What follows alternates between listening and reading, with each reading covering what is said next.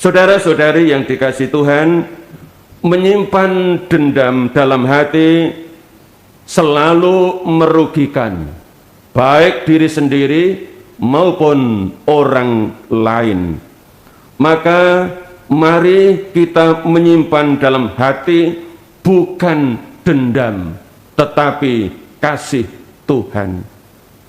Semoga Yesus, Sang Raja Cinta, selalu meraja dalam hati kita, dalam hidup kita, dan mengisi hati kita dengan kasih-Nya.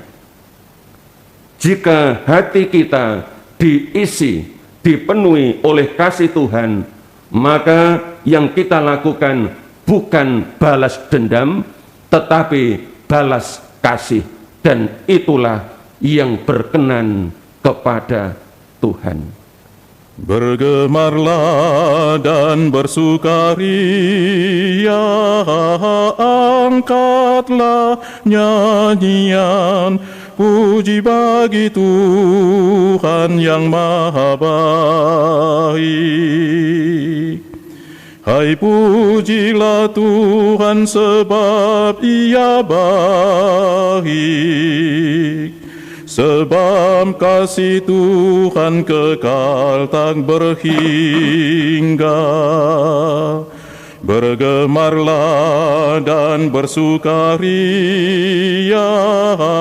angkatlah nyanyian puji bagi Tuhan yang Maha Baik.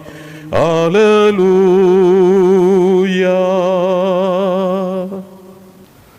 Dalam nama Bapa dan Putra dan Roh Kudus, amin. Rahmat dan damai sejahtera dari Allah Bapa dan dari Tuhan kita Yesus Kristus bersamamu. Saudara-saudari yang dikasihi Tuhan Yesus, selamat pagi. Hari ini adalah Jumat pertama di bulan Februari. Perayaan Ekaristi pagi ini kita rayakan untuk menghormati hati kudus Yesus, Yesus Sang Raja Cinta. Mari kita persiapkan hati kita mohon kerahiman Allah agar kita mampu untuk senantiasa menempuh jalan cinta. Hati Yesus, ungkapan cinta kasih ilahi kepada manusia. Tuhan, kasihanilah kami. Hati Yesus, puncak cinta kasih insani kepada Allah. Kristus, kasihanilah kami. Hati Yesus, sumber kehidupan dan kesucian. Tuhan, kasihanilah kami. Semoga Allah yang Maha Kuasa mengasihani kita, mengampuni dosa kita, dan mengantar kita ke hidup yang kekal. Marilah berdoa. Allah yang Maha Kuasa, perkenankanlah kami untuk memuliakan hati putra-Mu dan mengenang karya besar cinta kasih-Nya bagi kami. Jadikanlah kami layak untuk menimba anugerah yang mengalir secara berlimpah dari sumber ilahi itu. Dengan pengantaran Yesus Kristus Putra-Mu Tuhan kami, yang bersama dengan Dikau dalam persatuan Roh Kudus, hidup dan berkuasa, Allah sepanjang segala masa. Amin. Pembacaan dari Kitab Putra Sirak. Seperti lemak disendirikan untuk kurban penghapus dosa, demikianlah Daud dipungut dari orang-orang Israel. Singa dipermainkan olehnya seolah-olah kambing jantan saja, dan beruang seakan-akan hanyalah anak domba. Bukankah di masa mudanya ia membunuh seorang raksasa dan mengambil nista dari bangsanya dengan melemparkan batu dari pengumban dan mencampakkan ke congkakan Goliat? Karena berseru kepada Tuhan yang Maha Tinggi, yang memberikan kekuatan kepada tangan kanannya, maka Daud merebahkan orang yang gagah dalam pertempuran, sedangkan tanduk bangsanya ialah yang ditinggikan. Itulah sebabnya ia disanjung-sanjung karena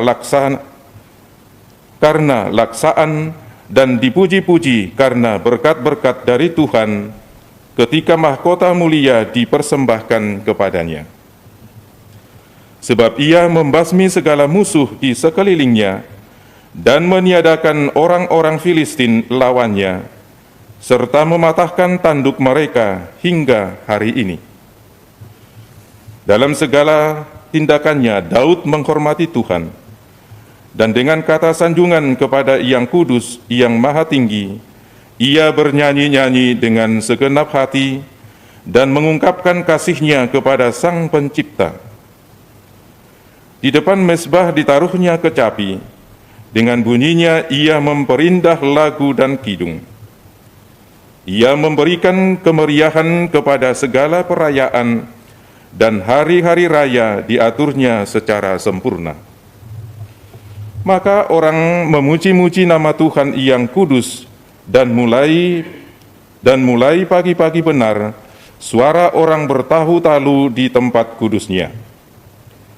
Tuhan mengampuni segala dosanya, serta meninggikan tanduknya untuk selama-lamanya. Tuhan menjanjikan kerajaan yang lestari, dan menganugerahkan kepadanya tahta yang mulia di Israel. Demikianlah sabda Tuhan. Mulialah Allah penyelamatku. Mulialah Allah penyelamatku. Jalan Allah itu sempurna, janji Tuhan adalah murni. Dia menjadi perisai bagi semua orang yang berlindung padanya. Mulialah Allah penyelamatku. Tuhan itu hidup, terpujilah gunung batuku, dan mulialah Allah penyelamatku. Maka aku mau menyanyikan syukur bagimu di antara bangsa-bangsa, ya Tuhan. Aku mau menyanyikan mazmur bagi namamu. Mulialah Allah penyelamatku. Tuhan mengaruniakan keselamatan yang besar kepada raja yang diangkatnya. Ia menunjukkan kasih setia kepada orang yang diurapinya, yakni Daud dan anak cucunya untuk selama-lamanya. Mulialah Allah penyelamatku.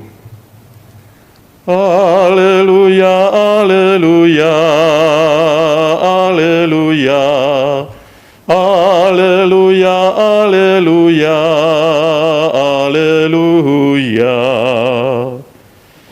Haleluya, haleluya, haleluya, haleluya, haleluya, haleluya. Berbahagialah orang yang menyimpan sabda Allah dalam hati yang baik dan tulus ikhlas, dan menghasilkan buah berkat ketabahannya. Haleluya, haleluya, haleluya, haleluya, haleluya, haleluya. Tuhan bersamamu. Inilah Injil suci menurut Markus. Pada waktu itu Raja Herodes mendengar tentang Yesus sebab namanya memang sudah terkenal, dan orang mengatakan, Yohanes Pembaptis sudah bangkit dari antara orang mati, dan itulah sebabnya kuasa-kuasa itu bekerja di dalam dia. Yang lain mengatakan, dia itu Elia. Yang lain lagi mengatakan, dia itu seorang nabi sama seperti nabi-nabi yang dahulu. Waktu Herodes mendengar hal itu, ia berkata, bukan, dia itu Yohanes yang sudah kupenggal kepalanya dan kini bangkit lagi. Memang Herodeslah yang menyuruh orang menangkap Yohanes dan membelenggunya di penjara berhubung dengan peristiwa Herodias istri Filipus saudaranya, karena Herodes telah mengambilnya sebagai istri. Karena Yohanes pernah menegur Herodes, tidak halal engkau mengambil istri saudaramu. Karena kata-kata itu Herodias menaruh dendam pada Yohanes dan bermaksud membunuh dia, tetapi tidak dapat, sebab Herodes segan akan Yohanes karena ia tahu bahwa Yohanes adalah orang yang benar dan suci, jadi ia melindunginya. Tetapi setiap kali mendengar Yohanes, hati Herodes selalu terombang-ambing, namun ia merasa senang juga mendengarkan dia. Akhirnya tiba juga kesempatan yang baik bagi Herodias ketika Herodes pada hari ulang tahunnya mengadakan perjamuan untuk para pembesar, para perwira dan orang-orang terkemuka di Galilea. Pada waktu itu putri Herodias tampil lalu menari, dan ia menyukakan hati Herodes serta tamu-tamunya. Maka raja berkata kepada gadis itu, "Mintalah daripadaku apa saja yang kau ingini, maka akan kuberikan kepadamu." Lalu Herodes bersumpah kepadanya, "Apa saja yang kau minta akan kuberikan kepadamu, sekalipun itu setengah dari kerajaanku." Anak itu pergi dan menanyakan ibunya, "Apa yang harus kuminta?"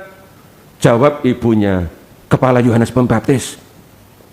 Maka cepat-cepat ia pergi kepada raja dan meminta, "Aku mau supaya sekarang juga engkau berikan kepadaku kepala Yohanes Pembaptis dalam sebuah talam." Maka sangat sedihlah hati raja, tetapi karena sumpahnya dan karena segan terhadap tamu-tamunya, ia tidak mau menolaknya. Raja segera menyuruh seorang pegawai dengan perintah supaya mengambil kepala Yohanes. Orang itu pergi dan memenggal kepala Yohanes di penjara. Ia membawa kepala itu dalam sebuah talam dan memberikannya kepada gadis itu, dan gadis itu memberikannya pula kepada ibunya. Ketika murid-murid Yohanes mendengar hal itu, mereka datang dan mengambil mayatnya, lalu membaringkannya dalam kubur. Demikianlah sabda Tuhan. Saudara-saudari yang dikasihi Tuhan, tidak jarang sebuah kejahatan melibatkan beberapa atau banyak orang. Otak pelaku kejahatan bisa orang muda, bisa seorang bapak, bisa seorang ibu, bisa seorang kakek, bisa seorang nenek. Injil hari ini mengungkap fakta bahwa otak kejahatan berupa pembunuhan Yohanes Pembaptis adalah seorang ibu berinisial H, merujuk pada nama Herodias. Modus atau motif pembunuhan adalah rasa dendam karena Herodes yang mengambil Herodias sebagai istri tidak halal ditegur oleh Yohanes Pembaptis. Dari rasa dendam itulah pembunuhan Yohanes Pembaptis terjadi. Saudara-saudari yang dikasihi Tuhan, menyimpan dendam dalam hati selalu merugikan baik diri sendiri maupun orang lain. Maka mari kita menyimpan dalam hati bukan dendam, tetapi kasih Tuhan. Semoga Yesus Sang Raja Cinta selalu meraja dalam hati kita, dalam hidup kita, dan mengisi hati kita dengan kasih-Nya. Jika hati kita diisi, dipenuhi oleh kasih Tuhan, maka yang kita lakukan bukan balas dendam, tetapi balas kasih, dan itulah yang berkenan kepada Tuhan. Amin. Marilah mewartakan misteri iman kita. Setiap kali kami makan roti ini dan minum dari piala ini, umat-Mu Tuhan kami hingga Engkau datang. Marilah berdoa. Ya Allah, semoga sakramen cinta kasih ini mengobarkan kasih suci dalam hati kami. Bantulah agar dalam kasih itu kami terus-menerus didekatkan kepada Kristus Putra-Mu dan mampu mengenali Dia dalam saudara-saudari kami, terlebih setiap kali kami menempuh jalan kasih. Dialah Tuhan dan pengantara kami. Amin. Tuhan bersamamu. Semoga Allah yang Maha Kuasa memberkati saudara-saudari sekalian dalam nama Bapa dan Putra dan Roh Kudus. Amin. Saudara-saudari, pergilah dalam damai, misa sudah selesai.